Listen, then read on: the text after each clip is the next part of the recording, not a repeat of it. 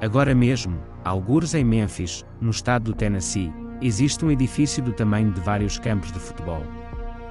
Lá dentro zoom 100.000 placas gráficas NVIDIA H100. Este é o Colosso. O supercomputador da empresa XAI de Elon Musk. O nome não é acidental. É algo enorme, algo que submete tudo ao seu redor. Mas o Colosso tem um problema fundamental. Ele arde em sentido figurado. Cada uma das 100.000 placas gráficas neste edifício consome 700 watts de potência. Multiplica 700 por 100.000 e obtens 70 megawatts só para as placas gráficas. E ainda as placas de servidor. Fontes de alimentação. Sistemas de refrigeração. Computadores de rede. Análises sérias dizem que o Colosso consome cerca de 150 megawatts de potência total. É o consumo de uma cidade americana média. É eletricidade para 150.000 casas. E todo esse calor não vai a lado nenhum. Fica aqui, na Terra, neste edifício, e precisa de ser levado para algum lugar. É aqui que começa a física real. O calor pode ser evacuado de 3 formas: por condução, por convecção e por radiação. Nos centros de dados na Terra usa-se principalmente a convecção. O ar quente tem de ser direcionado para algum lado, arrefecido, novamente forçado através dos equipamentos. Para isso são necessários enormes chillers, bombas, permutadores de calor e volumes colossais de água. Um centro de dados ao nível do Colosso consome milhões de litros de água por ano. Literalmente milhões. Uma organização ambiental local já processou a empresa, porque começou a bombear água das condutas locais sem obter aprovação completa das autoridades. E isso é apenas um objeto numa sociedade. Imagina o que acontece quando esses objetos se tornam 10. Ou 100. A necessidade de poder computacional para criar uma verdadeira inteligência artificial de uso geral não cresce linearmente. Cresce exponencialmente. Treinar sistemas ao nível do AGI custa, segundo várias estimativas, centenas de milhões de dólares só em computação. As próximas gerações de modelos exigem várias vezes mais. Anthropic, OpenAI, Google DeepMind, Meta e XAI já hoje constroem clusters cada vez maiores. As previsões dizem que até ao ano 2030, o consumo mundial de eletricidade só pelos centros de dados igualará o consumo de países como a Alemanha ou o Japão. Não é um exagero. São os cálculos da Agência Internacional de Energia. Uma organização que não tem qualquer interesse em semear o medo. A Terra simplesmente não consegue dar resposta ao que lhe exigimos. E é precisamente aqui que entra uma ideia que há 5 anos teria soado a ficção científica. Transferir a computação para o espaço. Colocar servidores em órbita. Fazer o AGI pensar literalmente acima das nossas cabeças. Parece loucura. Ouve o que acontece com a física quando fazes isso. E então a loucura começará a parecer a única solução racional. No vácuo não há ar. É um facto banal que muda tudo. Sem ar é impossível a convecção. O ar quente não sobe porque simplesmente não há ar. Logo, a única forma de evacuar calor no espaço aberto é a radiação. Stefan Boltzmann.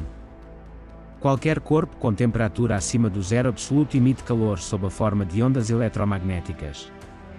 E aqui está algo admirável. A temperatura de fundo no espaço aberto é de menos 270,7 graus Celsius. É quase o zero absoluto. É a temperatura da radiação de fundo cósmico. O calor residual do Big Bang. A diferença de temperatura entre um servidor quente e o ambiente circundante aí é colossal. Quanto maior a diferença de temperatura, mais eficiente é a radiação. Esta é uma consequência direta da lei de Stefan Boltzmann. A potência da radiação térmica é proporcional à quarta potência da temperatura. Quarta. Não primeira. Não segunda. Quarta. Isso significa que um radiador orbital com uma área de alguns metros quadrados pode evacuar calor significativamente mais eficazmente do que um gigantesco sistema de arrefecimento à água na Terra. Mas espera. Lá está o Sol. E o Sol aquece a superfície dos satélites até mais 120 graus Celsius no lado iluminado. É verdade. É precisamente por isso que a arquitetura de um centro de dados orbital tem de ser bem pensada. Os radiadores são orientados perpendicularmente aos raios solares, para a sombra.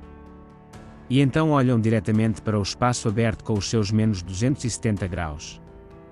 Enquanto os painéis solares olham simultaneamente para o Sol e recolhem energia. É uma geometria elegante que é impossível de realizar na superfície de um planeta onde existe atmosfera, nuvens, dia e noite. Falemos de energia separadamente, porque este é o segundo argumento-chave. A constante solar. É a potência da radiação solar por unidade diária, à distância de uma unidade astronómica do Sol. É igual a 1361 watts por metro quadrado. Sem atmosfera. Sem perdas. Na Terra chega à superfície, na melhor das hipóteses, cerca de 1000 watts por metro quadrado, e isso apenas ao meio-dia ensolarado no Equador. A atmosfera absorve e dispersa aproximadamente 1/3.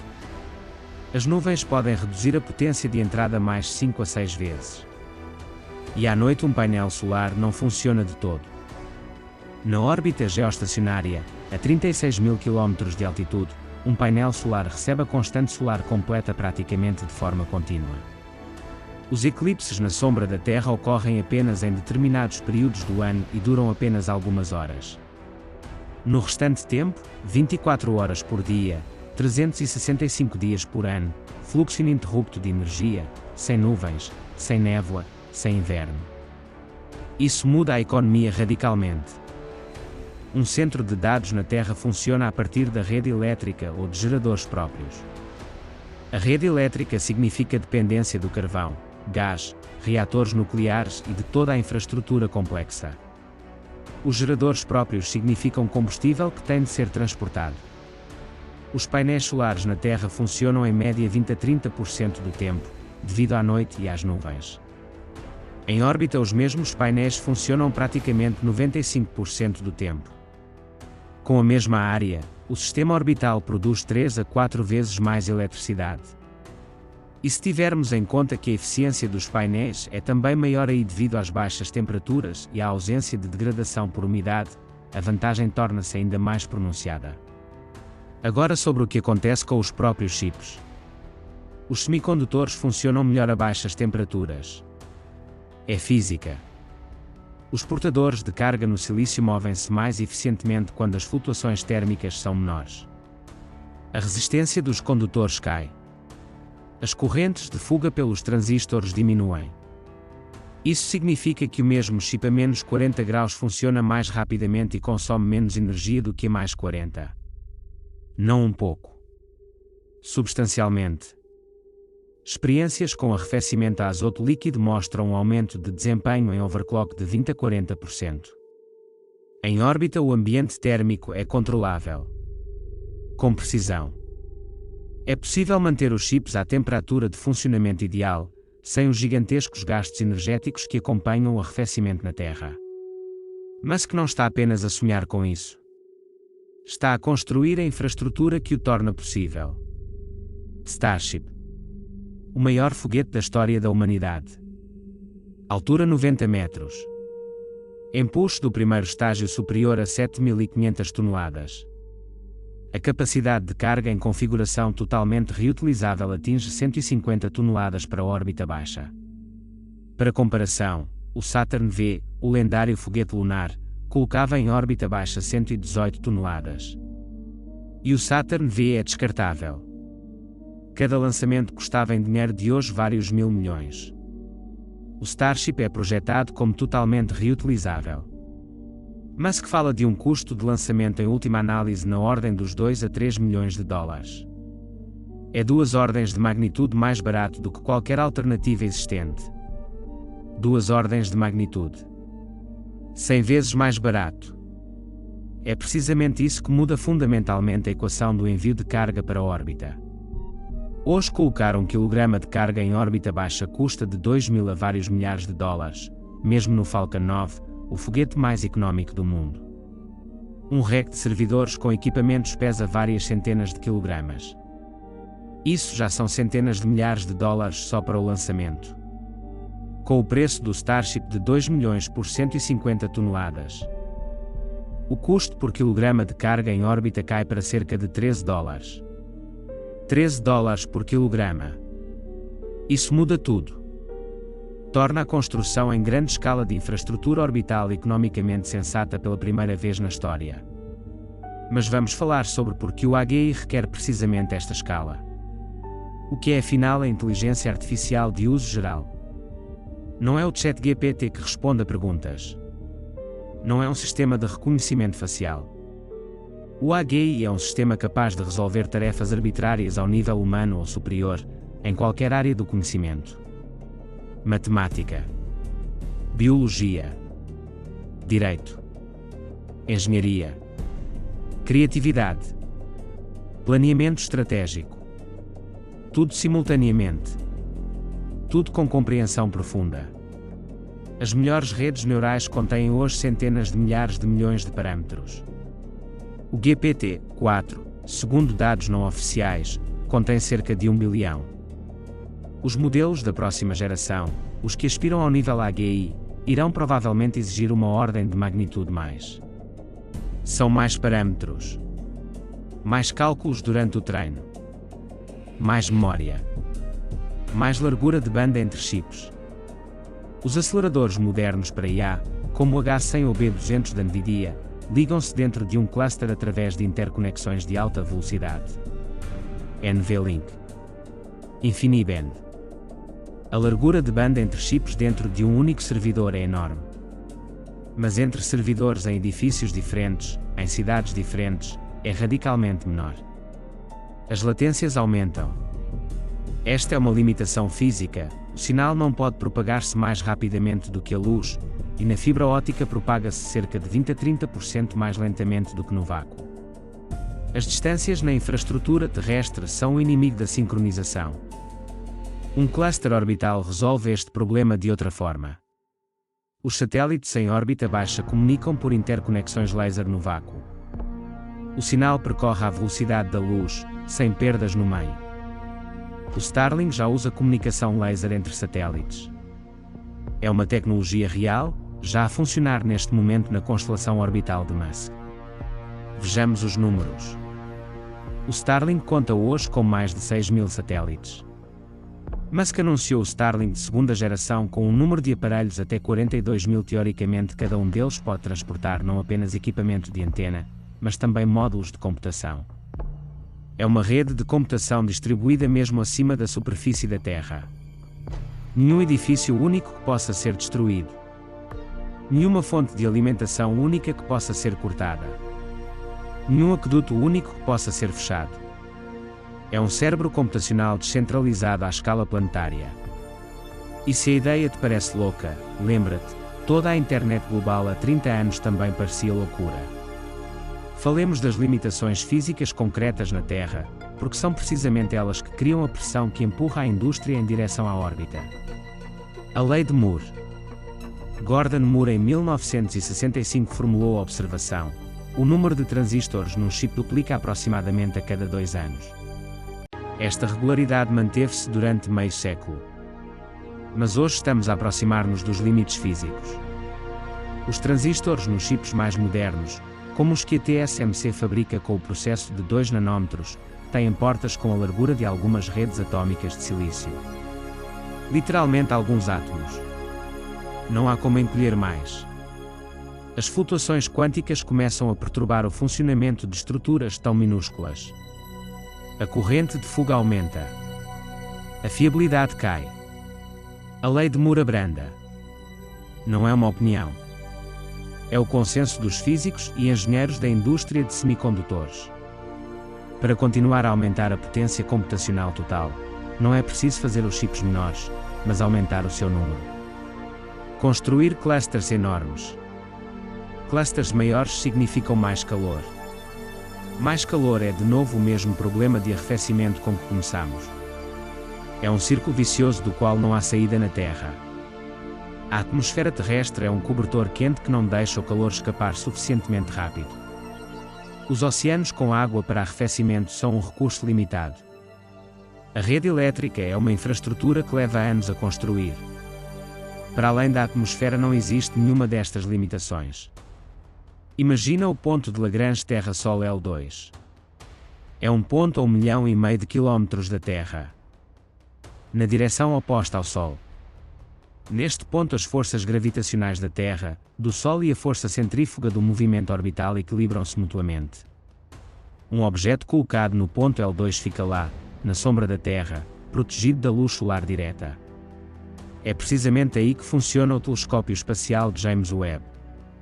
Porque lá há escuridão perfeita, frio perfeito, estabilidade perfeita. A temperatura na sombra nesse ponto é próxima de menos 270 graus. Os radiadores de um centro de dados orbital no ponto L2 funcionarão com a máxima eficiência possível. É a instalação de arrefecimento natural ideal. Gratuita. Criada pela física do universo. Mas os sistemas orbitais não têm necessariamente de estar no ponto de Lagrange. A órbita baixa, de 200 a 2.000 km, tem as suas próprias vantagens. Menores latências de comunicação com a Terra. Abastecimento mais simples com a ajuda do Starship. Manutenção mais simples em perspectiva. Em órbita baixa, um satélite orbita a Terra em cerca de 90 minutos. Isso implica passagens periódicas pela sombra da Terra, mas os sistemas de baterias modernos ou sistemas baseados em volantes podem suavizar essas interrupções. O Starlink já resolveu este problema para os satélites de comunicações. Para os de computação a tarefa é análoga. É interessante ver como a experiência espacial já existente confirma estes princípios. A Estação Espacial Internacional tem painéis solares com uma área total de cerca de 2.500 metros quadrados. Produzem de 75 a 90 kW de eletricidade.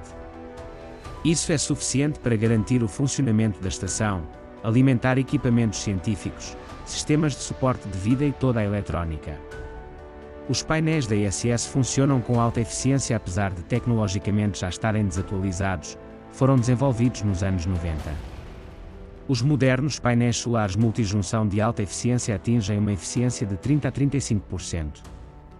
Os painéis comerciais em série para o espaço já fornecem 28 a 30%.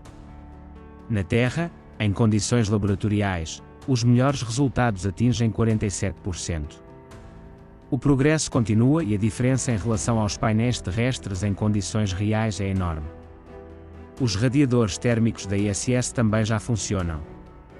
Os circuitos de arrefecimento de amoníaco evacuam o calor dos equipamentos para os radiadores, que o irradiam para o espaço aberto. Este sistema funciona há mais de 25 anos. Os princípios de engenharia estão testados. As tecnologias existem. A questão é apenas de escala. E a escalabilidade é precisamente aquilo em que a SpaceX com o Starship pode mudar o jogo completamente. Pensemos na dimensão militar e geopolítica. A infraestrutura de computação orbital é mais difícil de sujeitar a controle físico do que a terrestre. Os centros de dados na Terra estão sob a jurisdição de Estados concretos. Podem ser confiscados, nacionalizados, desligados por decisão judicial. Ter o acesso à rede elétrica limitado. Ter o acesso à água cortado. Os sistemas orbitais são principalmente mais difíceis de regular. Não existe nenhum tratado internacional que defina claramente a jurisdição sobre a infraestrutura de computação comercial em órbita. Isso cria um espaço jurídico e político completamente novo. Não necessariamente anárquico, mas principalmente diferente. Quem moldar este espaço primeiro e lançar os primeiros clusters de servidores orbitais obtém uma enorme vantagem estratégica. Mas se compreende isso melhor do que ninguém. O Starlink já demonstrou o seu valor militar na Ucrânia. Quando as comunicações terrestres falham, a comunicação por satélite continua a funcionar. A mesma lógica aplica-se à computação. Um sistema AGI a funcionar em órbita não depende de um único ponto de falha na Terra. Não depende de decisões políticas de governos individuais. Não depende de quem controla um determinado cabo no fundo do Atlântico. Falemos agora do calendário temporal. Onde estamos hoje, em 2026, e onde estaremos amanhã? Servidores orbitais com carga de computação prática de inteligência artificial ainda não existem. mas os trabalhos já estão em curso. A empresa Axiom Space está a construir um módulo comercial para a ISS e planeia a sua própria estação orbital. D-Orbit, ISO-Launch, Loft Orbital são empresas que já fornecem serviços de colocação de carga útil em satélites para fins comerciais. A Lockheed Martin experimenta capacidades de computação em pequenos satélites. A Amazon, através do projeto Kuiper, está a desdobrar uma constelação orbital concorrente do Starlink. Paralelamente decorrem desenvolvimentos de chips especialmente para as condições espaciais, processadores resistentes à radiação, FPGAs que resistem à radiação cósmica, aceleradores de IA especializados com baixo consumo de energia. O principal desafio tecnológico continua a ser a radiação. Em órbita baixa, acima dos cinturões de radiação de Van Allen, o fluxo de partículas carregadas é significativamente superior ao da superfície da Terra. Os erros de bit na memória e nos processadores ocorrem com mais frequência. Os semicondutores degradam-se mais rapidamente. É um problema resolúvel. Existe toda uma família de tecnologias de eletrónica resistente à radiação, desenvolvidas para aplicações militares e espaciais. Mas são mais caras e por vezes mais lentas do que os equivalentes comerciais. Aqui é necessário progresso. E ele está a acontecer. Empresas como a Samba Nova e a Cerebras desenvolvem chips de IA com arquiteturas principalmente diferentes dos cartões gráficos padrão. Algumas dessas arquiteturas são por natureza mais resistentes às perturbações causadas pela radiação. O argumento seguinte a favor do AGI orbital é a latência de decisão. Um sistema orbital não tem necessariamente de ser isolado. Pode funcionar em estreita cooperação com a infraestrutura terrestre. Parte das tarefas, o treino pesado de modelos, os cálculos paralelos massivos, é executada em órbita. As tarefas que requerem interação com o utilizador, respostas a pedidos, gestão de interfaces, são executadas em servidores terrestres com latência mínima. É uma arquitetura híbrida. O cérebro em órbita. A interface na Terra. É precisamente assim que já funciona hoje o GPS. Os cálculos e o tempo de referência são gerados pelos centros de controle terrestres, e o sinal é transmitido através dos satélites. A hibridez não é uma fraqueza.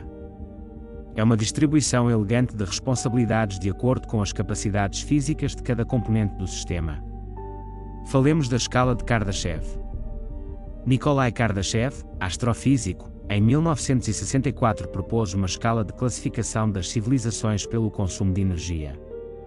Uma civilização de tipo 1 consome toda a energia disponível no seu planeta, cerca de 10 elevado a 17 watts. Uma civilização de tipo 2 consome toda a energia da sua estrela, cerca de 4 vezes 10 elevado a 26 watts. A humanidade encontra-se hoje aproximadamente no nível 0,7 desta escala. Ainda não somos tipo 1. Para criar o AGI, e depois uma superinteligência sem qualquer limitação, precisamos de ir além das possibilidades energéticas de um único planeta. Não é uma metáfora. É física. O planeta tem uma superfície finita.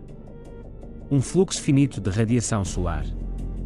Reservas finitas de água para arrefecimento. Uma civilização que quer criar uma mente que supera a humana por ordens de magnitude tem de ultrapassar estes limites. A órbita é o primeiro passo para o tipo 2 segundo Kardashev. A esfera de Dyson. Conceito proposto pelo físico Freeman Dyson em 1960. Se se fragmentasse toda a massa de Júpiter e se criasse dela um invólucro fino em redor do Sol, captando toda a sua luz, a civilização obteria acesso à potência total da estrela. Parece fantasia. Mas os passos para isso, painéis solares orbitais, transmissão de energia por laser, construções orbitais massivas, são engenharia que já compreendemos em princípio. Musk diz que a humanidade tem de se tornar uma espécie interplanetária. Não é romantismo. É uma apólice de seguro contra a extinção. E ao mesmo tempo a única forma de criar uma infraestrutura suficientemente poderosa para um verdadeiro AGI. Examinemos um exemplo concreto de como isto poderia parecer. Imagina uma plataforma orbital a 600 km de altitude. Massa: 500 toneladas. São 4 lançamentos do Starship em configuração de carga completa. A plataforma transporta 300 toneladas de painéis solares. Com uma eficiência de 30% e a constante solar completa produz cerca de 40 megawatts de energia elétrica contínua. As restantes 200 toneladas são equipamentos de computação e radiadores. Com um consumo de 200 watts por teraflop, que é um valor de topo para os aceleradores de IA modernos, 40 megawatts proporcionarão 200 teraflops de potência de computação. Não é um cluster gigantesco pelos padrões atuais, mas é um sistema completamente autónomo, sem água, sem rede elétrica terrestre, sem infraestrutura complexa de arrefecimento terrestre. Agora multiplique essa plataforma por 10, por 100, por 1000. Com a redução dos custos de lançamento do Starship por uma ordem de magnitude e o progresso contínuo na miniaturização dos aceleradores de IA, isso torna-se economicamente realista até ao final dos anos 30 deste século. Importante é também um aspecto que raramente se discute. A infraestrutura terrestre é vulnerável a catástrofes naturais, furacões, terremotos, inundações, calor extremo que precisamente reduz a eficiência dos sistemas de arrefecimento. Os sistemas orbitais são vulneráveis a outra coisa: tempestades geomagnéticas, erupções solares, colisões com detritos. São riscos reais. Em 1859, o chamado evento Carrington, a mais poderosa tempestade solar registada, teria destruído catastroficamente a eletrónica moderna em órbita. A proteção contra isso requer blindagem, redundância, design inteligente das órbitas.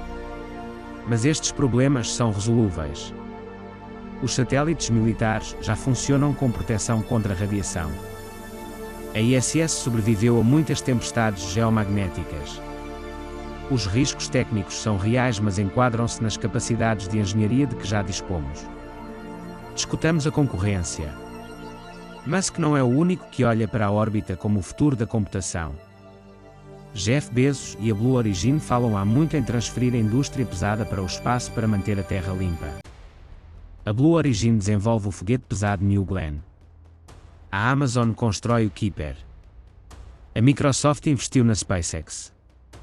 O Google Cloud já serve cargas de IA em escalas que exigem novas fontes de energia.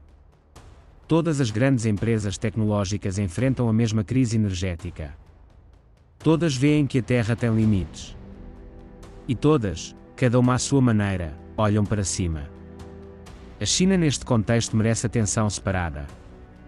A Administração Nacional do Espaço da China anunciou planos ambiciosos para a construção de uma central elétrica solar orbital e transmissão de energia para a Terra através de radiação de micro-ondas. É um cenário diferente. Não servidores em órbita, mas energia da órbita para servidores na Terra.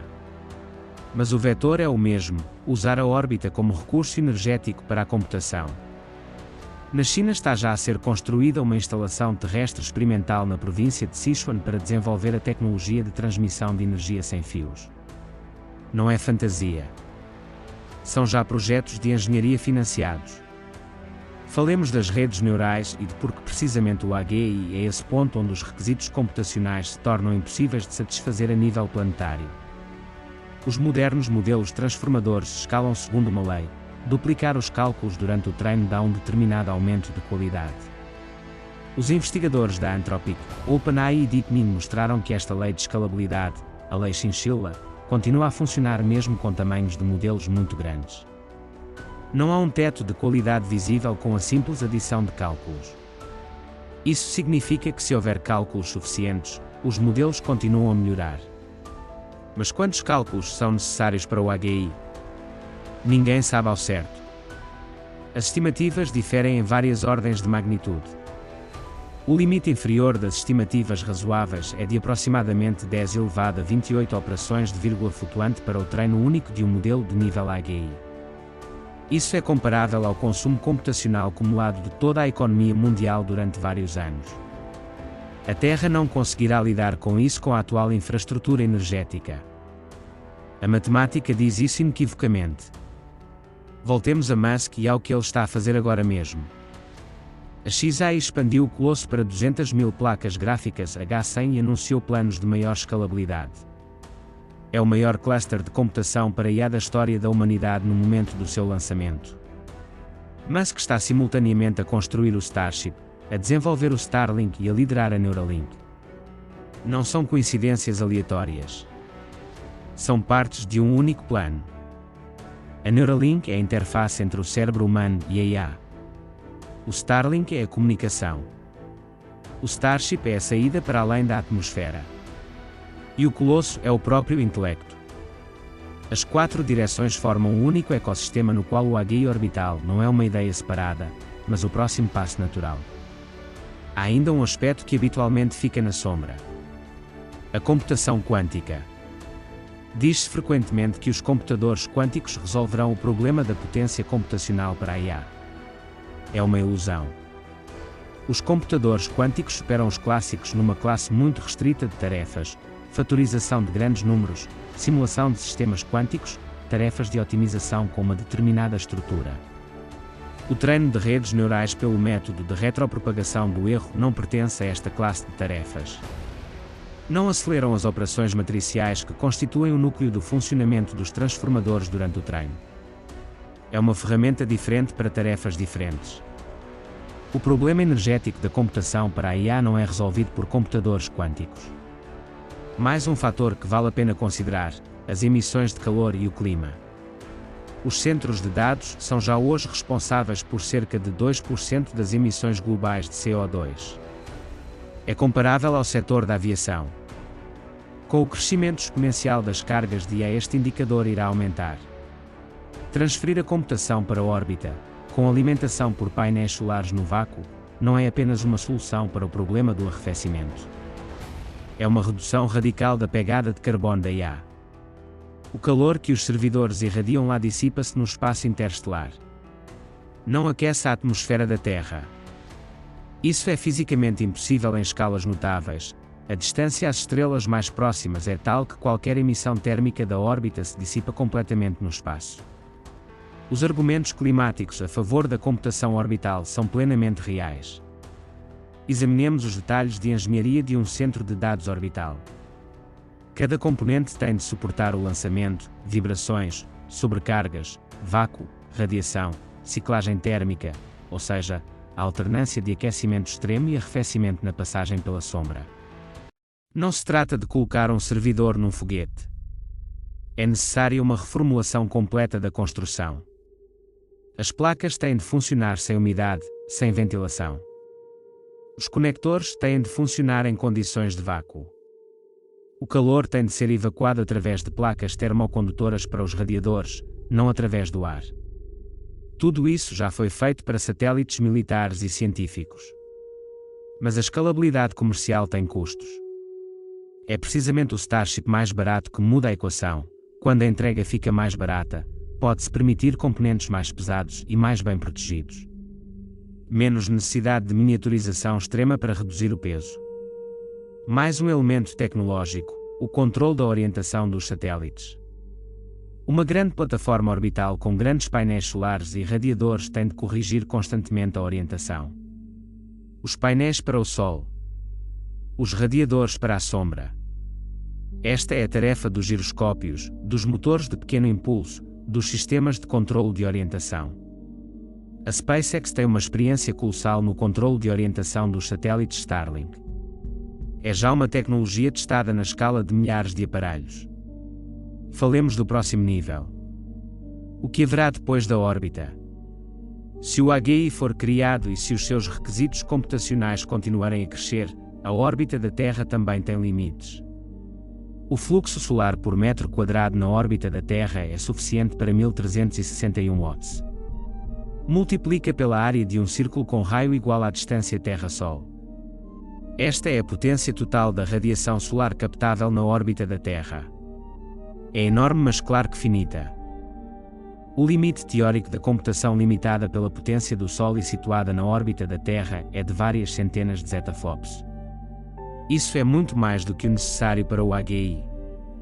Suficiente para uma mente em escalas que hoje não conseguimos imaginar. Mas a lógica principal é a mesma: sair para além da superfície terrestre abre o acesso a energia várias ordens de magnitude superior à terrestre. E agora voltamos ao que começamos. O Colosso em Mênfis. 100.000 placas gráficas. 70 megawatts de calor, rios inteiros de água para arrefecimento. Não é a resposta final. É uma etapa de transição. Os supercomputadores terrestres são o que podemos construir hoje, agora mesmo, com componentes disponíveis. Os clusters de computação orbital são o que construiremos amanhã, quando o Starship tornar os lançamentos suficientemente baratos. E um AGI capaz de mudar a civilização é o que pode exigir ambos simultaneamente. Musk diz que o AGI aparecerá mais cedo do que muitos pensam. Talvez já até ao final desta década. Sam Altman da OpenAI concorda. Demisa Sabis do Google DeepMind é mais cauteloso, mas também não diz que faltam várias décadas. Todos veem a mesma coisa: a curva de crescimento das capacidades computacionais e a curva de crescimento da qualidade dos modelos de IA convergem num ponto que já está perto. Não é sobre se o AGI será criado. É sobre se teremos energia e arrefecimento suficientes para o executar. E a resposta que Musk está a construir agora mesmo com metal e combustível de foguete e painéis solares, essa resposta ressoa da órbita. A física escolheu por nós. O nosso planeta é demasiado quente, demasiado pequeno, demasiado dependente da atmosfera, do dia, da noite, das nuvens e da água. Lá, para além da atmosfera, reina o frio e o vazio, e o sol nunca se põe no horizonte porque não há horizonte. O AGI do futuro, essa mente que mudará tudo, pensará acima das nossas cabeças. Literalmente. Pairando em imponderabilidade, abrigado pela sombra do planeta, sob a luz eterna da estrela. Musk olha para cima quando todos os outros olham para os racks de servidores. A órbita não é romantismo. É uma resposta de engenharia a uma questão física. E a física, como sempre, tem razão.